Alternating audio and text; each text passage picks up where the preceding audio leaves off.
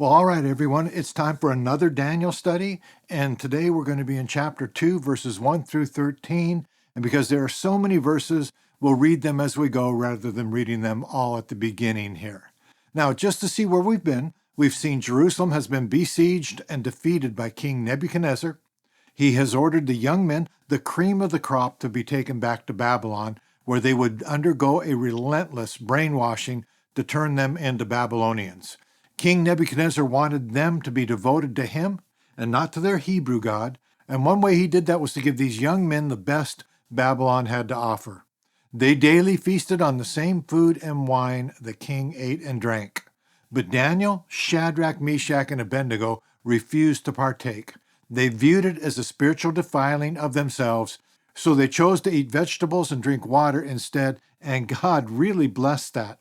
They ended up looking healthier, they were more energetic, and they were more mentally astute than the others.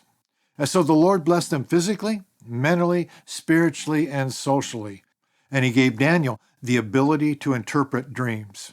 Now, in this chapter, we're going to see Daniel using that skill. King Nebuchadnezzar is going to have an important dream, and we're going to see how God uses that to raise up Daniel in Babylon. And so the first section we have here is the king's dream. Daniel 2, 1 through 2 says, "In the second year of the reign of Nebuchadnezzar, Nebuchadnezzar had dreams. His spirit was troubled, and his sleep left him. Then the king commanded that the magicians, the enchanters, the sorcerers, and the Chaldeans be summoned to tell the king his dreams. So they came in and stood before the king." Now, before we dig in, let's think about the whole idea of dreams. So many today are claiming to have dreams that come from God, but is that true? And let me say this, I believe God does use dreams and visions. They're rare, I think, but they're real. Dreams when they're asleep, and visions when they are awake. Acts 2:17, "In the last day, God says, I will pour out my spirit on all people. Your sons and daughters will prophesy. Your young men will see visions. Your old men will dream dreams." And so the argument against dreams is this. Well, we have the Bible, so we don't need them, right? But here's my thinking. Yes, we have the Bible, and it says in the last days, people will dream dreams and have visions. You know what? I think I'm going to stick with that.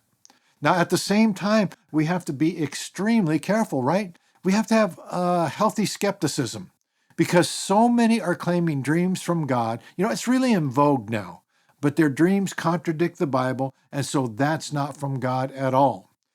And we have all these date setters now about the rapture, but they've gotten it wrong again and again. And can I say again, Scripture says no one knows the day or hour. No one. You're not that one special person God is going to go against his word for. You know what? I wouldn't tell my son Jesus when he was on earth, but there's just something about you. All right, here it is. Just make sure you put it up on YouTube after I tell you. So I believe God uses dreams today. The Scripture says so, but I believe the vast majority aren't from him. So again, we need to have a healthy skepticism. We need to check them carefully. Now, back to our passage. The dream Nebuchadnezzar had was definitely from God, wasn't it? Daniel 2, 1 and 2, read that again. It says, "In the second year of the reign of Nebuchadnezzar, Nebuchadnezzar had dreams. His spirit was troubled, and his sleep left him. Then the king commanded that the magicians, the enchanters, the sorcerers, and the Chaldeans be summoned to tell the king his dreams. So they came in and stood before the king." So he has a dream, and he summons the brain trust in Babylon. We could say this is his cabinet. And so he calls for the magicians, the enchanters, the sorcerers, and the Chaldeans. And in verse 12, we see that these are all considered the wise men. Now let's look at the cast of characters. First, we have the magicians. Now that's a translation of a Hebrew word with a root meaning of stylus or a pen. So some believe this is referring to a scholar rather than a magician in the ordinary sense. Then enchanters, those who communicated with the dead. Some argue this should be translated as astrologers, and some Bibles do that. This would be the study of stars to predict the future. Then there's sorcerers, those who use incantations and spells, and the Chaldeans. Now the Chaldeans are interesting. There are people who lived in southern Babylonia, and they were intelligent and aggressive. They helped Nebuchadnezzar's father gain victory over Assyria. The Assyrians were feared. They were brutal. The Ninevites Jonah went to were the Assyrians. But the Chaldeans were known for their wisdom, known for their study of astrology and astronomy. They had kept detailed astrological records for over 300 years. And some believe it was those records that guided the wise men to where Jesus was born. So at this point in time, they were extremely influential and esteemed for their wisdom. We'll see as we move on, they become spokesmen for those standing before the king. Now, eventually the term Chaldean morphed into kind of a synonym for anybody from Babylon, but that wasn't the case at this time. So the king gathers those claiming to understand the mysteries of the universe, those who said they had a special knowledge. And he knows this was an important dream that he had, and he expects them to be able to interpret it. Now, some suggest Nebuchadnezzar couldn't remember the dream, so he woke up, he was troubled, he felt the dream was significant, but he couldn't remember any of the details, so he asked the wise men what it all meant. But I don't think this is the case. I don't think he couldn't remember the dream, because when God gives dreams, it's vivid and you do remember it. I think he was testing this group of men who claimed to understand such things. Because of its importance, he wanted to make sure they were telling him the truth. If you are as wise as you tell me you are, you will not only know what the dream means, but what the dream was. And maybe he suspected they were a bunch of phonies, masters of deception, claiming to be able to do something they couldn't, and making a good living out of it. And this shows you what we see today, all those phonies, the astrologers, the palm readers, the mediums. I mean, it's nothing new. Here we see them back in ancient Babylon. And like them today, they deceive us, and they make a good living at it. But the problem is they constantly get things wrong, don't they? I found this from Vogue magazine online, and this is talking about astrologers' predictions. It says this: if we pinned a list of this year's pros and cons, it's safe to say the cons would outweigh the pros. The truth is, wherever you are in the world, 2020, and I was talking about 2020 was likely a challenging time for you and everyone you care about. The good news, according to astrological predictions for 2021, the outlook for next year is much rosier. Oh, great. You know why it's going to be so much better? Now listen up. This is their words. On the 21st of December, 2020, Jupiter and Saturn will meet in Aquarius, and they'll remain in this sign for the majority of the year. Oh, of course, Jupiter and Saturn is going to meet in Aquarius. Well, that makes perfect sense. But it doesn't, does it? 2021 wasn't so good. But they use this nonsensical language because who could say, Jupiter and Saturn is not meeting in Aquarius this year? Liar. I mean, we have no idea. We have no idea what any of it means, and so they speak like that. But we can wait, remember what they say, and see their failures, can't we? Then there is my horoscope, and I do not recommend any horoscopes. I just went and found this to give you an example. This is from Elle Online. What is it with these people?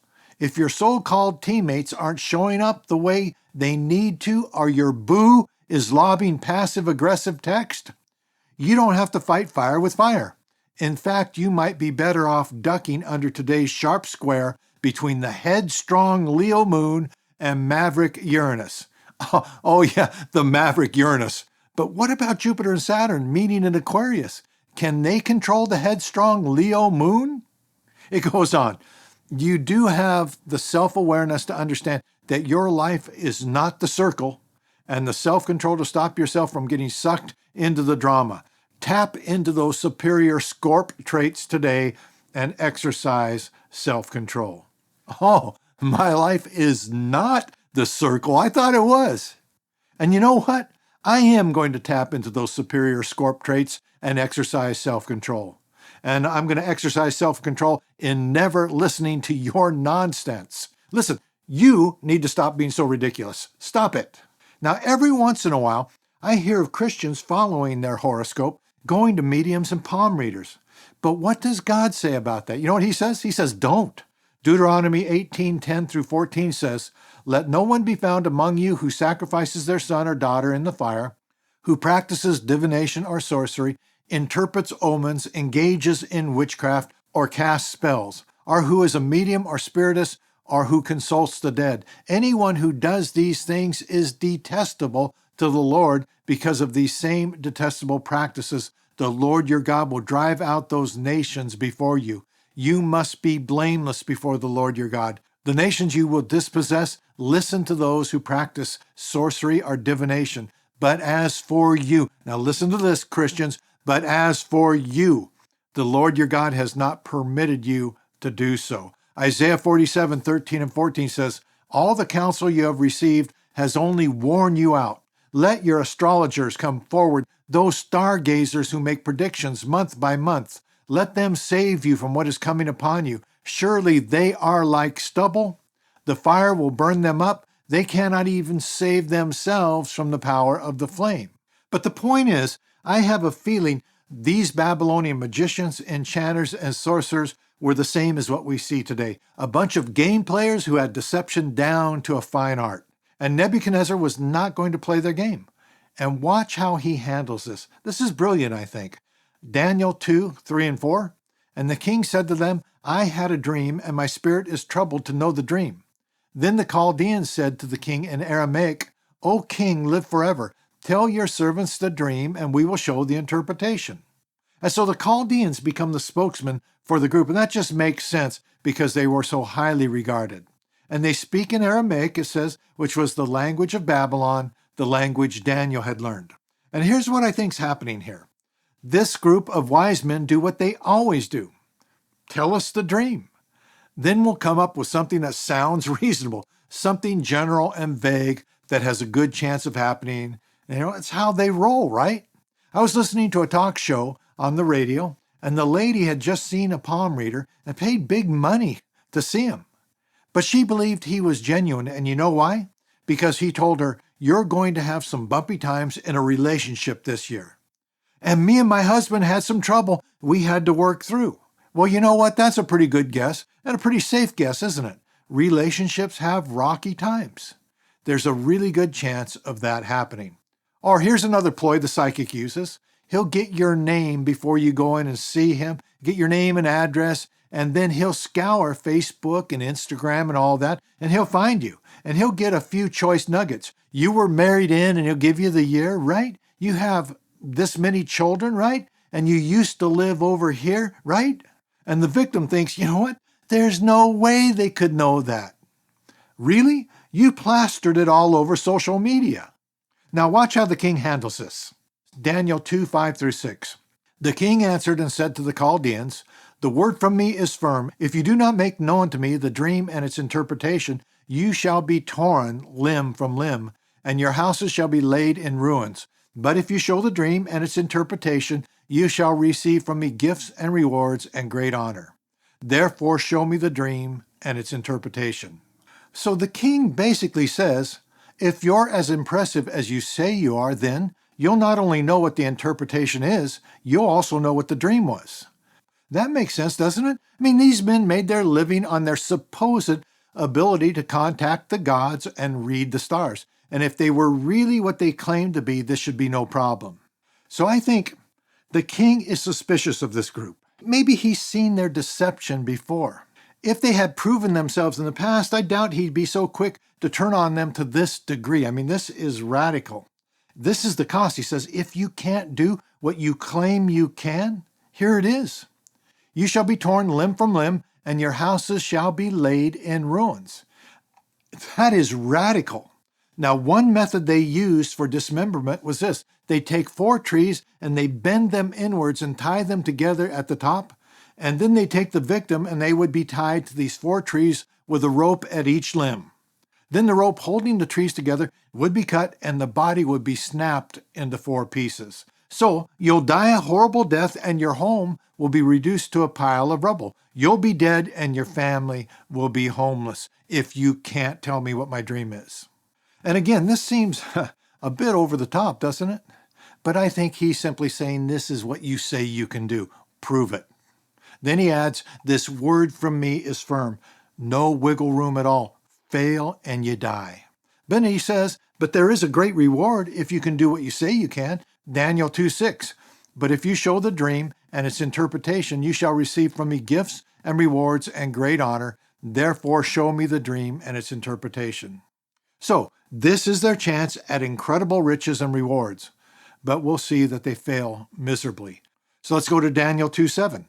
They answered a second time and said, "Let the king tell his servants the dream, and we will show its interpretation." Now, I think they're starting to sound a bit desperate, aren't they? There's a bit of pleading here. "Listen, king, tell us the dream and we'll tell you what it meant." But the king's not buying it. He sees the game. He sees these master deceivers trying to deceive him. Look at verse 8 and 9. The king answered and said, "I know with certainty that you are trying to gain time, because you see that the word from me is firm. If you do not make the dream known to me, there is but one sentence for you. You have agreed to speak lying and corrupt words before me till the times change. Therefore tell me the dream, and I shall know that you can show me its interpretation." The king has these guys figured out. You see, I meant what I said when I told you the cost of not telling me the dream. You see that that's not just an idle threat. So you're just trying to buy time. You're trying to play me. So the king, rather than softening, doubles down. He makes it even more urgent. You think you can play me like you do others? Make the dream known to me now.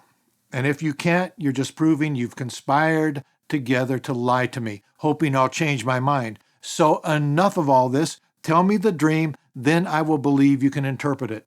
And tell me the dream now. Wow, these phonies are in trouble, aren't they? But the king is giving them a chance to redeem themselves. Now, they're really desperate, and they're finally honest in verses 10 and 11. Verses 10 and 11 says, "The Chaldeans answered the king and said, 'There is not a man on earth who can meet the king's demand, for no great and powerful king has asked such a thing of any magician or enchanter or Chaldean. The thing that the king asks is difficult, and no one can show it to the king except the gods, whose dwelling is not with flesh.'" So they say, "It's not fair, O king. You're asking something that's impossible. Nobody can do that, and no king has ever demanded such a thing from anybody." Now think about this. This statement is devastating to the whole psychic community. Out of their own mouths, they condemn their own practices and expose themselves as liars. Nobody can do that. Well, exactly right. Finally, there's some truth from this group. And again, they would be right that the king's sentence would be unreasonable, but he is only responding to what they claim they could do. Know the secret things. So these guys were prancing around so confident when the king first called them in. No problem. Just tell us your dream and we'll tell you what it means. But the king has completely exposed them as charlatans. Now that he demands proof of their special gifting, suddenly it's, "Come on, give us a break. We're only men. You're asking something only the gods can do." Well, close. Just take off that S. This is something only the one true God can do. And as we said in the first study, we always have to see God in this book, right? God is sovereign, and he has set all this up. He is doing something here that's radical, that's amazing. He gave the dream to Nebuchadnezzar. He is exposing these phonies, proving the wisdom of the world falls short, and he is going to use all this to establish Daniel in Babylon. So there is a divine hand orchestrating all of this. God is in absolute control. There are no accidents. Now in verses 12 and 13, we see the king's response. The king has them figured out. They are phonies, and now they're going to pay. Verses 12 and 13. Because of this, the king was angry and very furious and commanded that all the wise men of Babylon be destroyed. So the decree went out, and the wise men were about to be killed, and they sought Daniel and his companions to kill them. Now, the New King James Version shows how critical this was. Daniel 2:12 through 13 in the New King James Version says, "For this reason, the king was angry and very furious, and gave the command to destroy all the wise men of Babylon. So the decree went out, and they began," here it is, "and they began killing the wise men. And they sought Daniel and his companions to kill them." And so the command goes out, and the wise men of Babylon begin to die. And you see houses dotted around the city that are now just piles of rubble, and the family is homeless. And they begin to look for Daniel, and they find him. We're going to see that next week. We will see how God sovereignly will use all this to raise him up in Babylon. Well, that's enough for this study. What have we seen? Well, we saw the sovereignty of God, right? This is all being orchestrated by him. This is all lining things up for what we'll see in the next 2 weeks. And what we're going to see is amazing. We also see the foolishness of men. All these phonies who claim they can read the stars, hear from the dead, read tarot cards, your palms, tea leaves, whatever it is, who are becoming filthy rich, some of them through their deception. Many are multimillionaires. But if you ever get tempted to get help from them, don't. God forbids it, and they don't have a clue about what they're talking about. All right, everyone, thanks for hanging with me through this video. Hit the buttons. That really helps. Pray for me and this channel. That's even more helpful. And for those of you who have asked how to support the channel, I've put links in the description area. Well, I love you guys, and I'll see you in the next video, which is going to be our family prayer meeting in the middle of the week. Look for that and put in your prayer request. We're seeing God move. All right, God bless you guys. I love you. I'll see you in the next video.